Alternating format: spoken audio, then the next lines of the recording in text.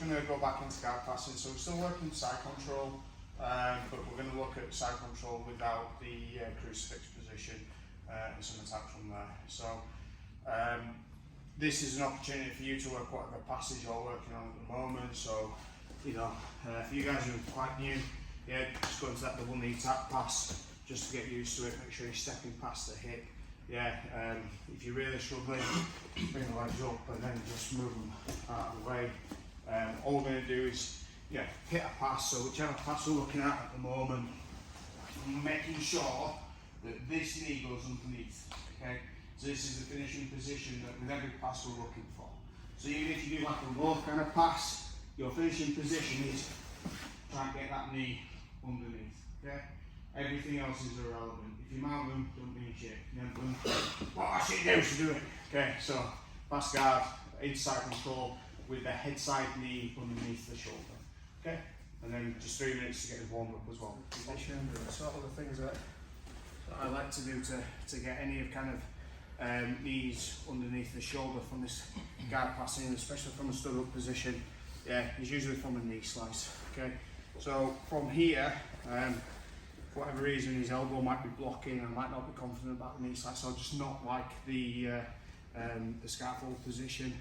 Yeah, I'm going to get the grip on the sleeve and I'm going to slide this knee underneath, but I'm going to pass this arm across as well. Okay, so yeah, change the angle, hand on the hip, yeah, grip, so we've got control of the sleeve. Yeah, still have some control here, keep this elbow floating. We're not working on the pass, but this is just the entry that I want us all to have a little play with. When we go into a side control, I'm going to pass this hand down into his opposite side pocket. So I put my elbow on the mat, I'm going to pass that across, so now I end up with the knee in this position. So I'm already starting to turn and getting into like a casualty position. So in, yeah, always create the angle, block the hip, hold this up nice and tight, drop the knee first, get the slice on the mat, yeah, and then from here, I'm going to turn and put the hand towards his opposite side pocket. Before I do that, I drop the elbow, and I'm just going to slide this knee behind his shoulder, yeah, and this is our first entry. You may have other ways that you can get into the same position, it's fine, just make sure you take that arm across, because that's going to be important for the first part. Does that make sense? One more time? One more time. One more time. Okay, head facing that way. So, we'll all start with the same pass. So I'm going to step over one side. Yep, so both feet are at the side of his body, even though one's in between his legs at the moment. Block the hip, grip the sleeve, yeah, because he's going to be pushing on this knee. So the sleeve's going to be there to grip. So grip, pull up, drop the knee.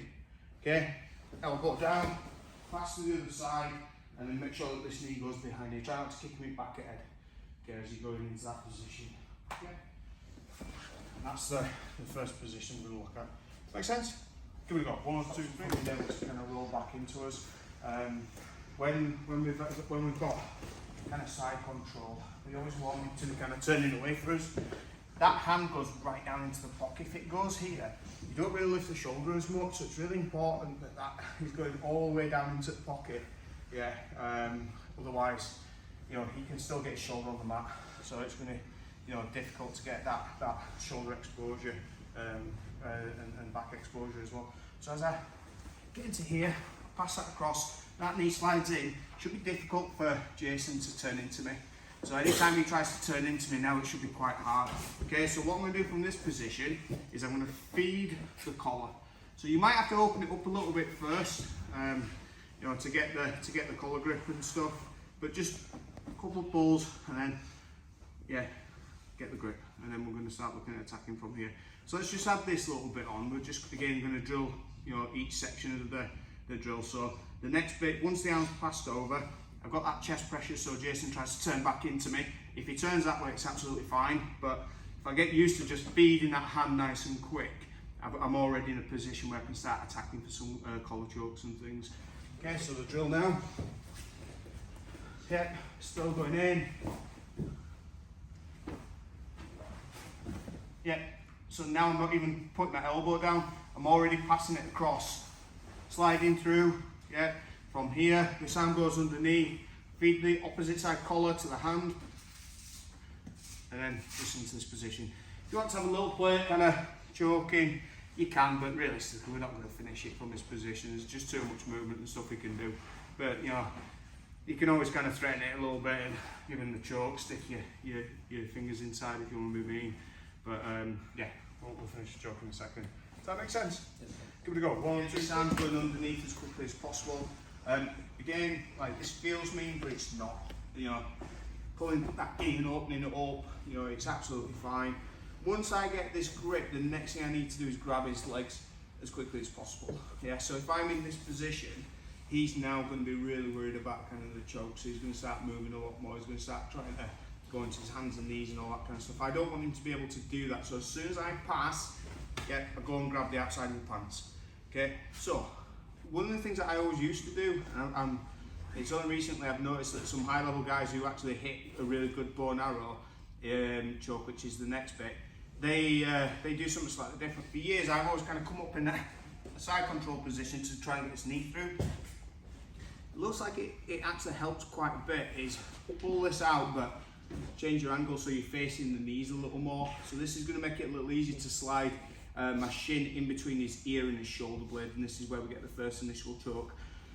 I'm going to loosen off a little bit, and you know, it gets boring being choked to death, you know, with every single repetition. So I'm going to be nice to Jason, I'm just going to loosen that off, but ideally I want to be here, so when that tension goes in, it's just a mean choke. So grip, yeah.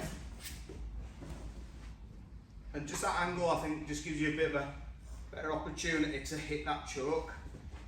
So instead of sitting up and being here, and this is one of the benefits of having this knee underneath, we can change the angle slightly, so it's going to be a little bit easier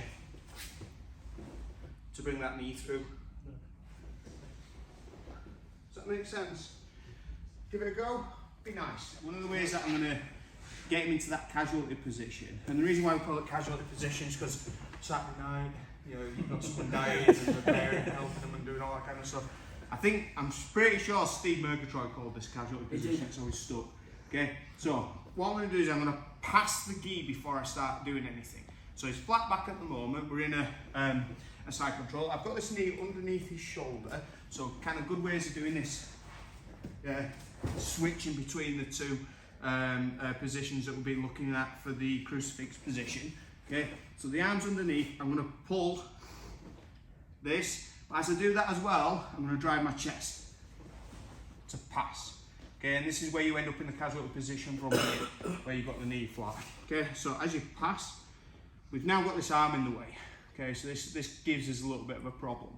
And I think this is where, if you weren't doing the angle and you were relying on just God-given talent or youth, this is where hopefully you see the benefit of creating the angle. Still grabbing the pants, yeah. Change the angle so I'm pointing towards the toes. I'm keeping the elbow kind of flared a little bit, so I'm creating a space between my elbow and his shoulder. And as I come up, yeah, to there, after that, okay, into that position. So you try to capture the arm as well? No, well, the arm's captured. So when we end up in this casualty position, yeah, the arm's already captured. So I don't need to do anything else with it at the moment. Ideally, Sorry, I meant when your knee pops up. I just want that shin across there. I don't give a crap about this arm at the moment. So yeah, I just made it look awful. Let me give it another go. I'm gonna put it all online so all those YouTube people can say, this guy's old and past it, so I'm gonna flare my knee. Yeah, oh, balls. There we go. Make sure you knee in head as you're doing it as well. But let's just give that a go. Yeah, so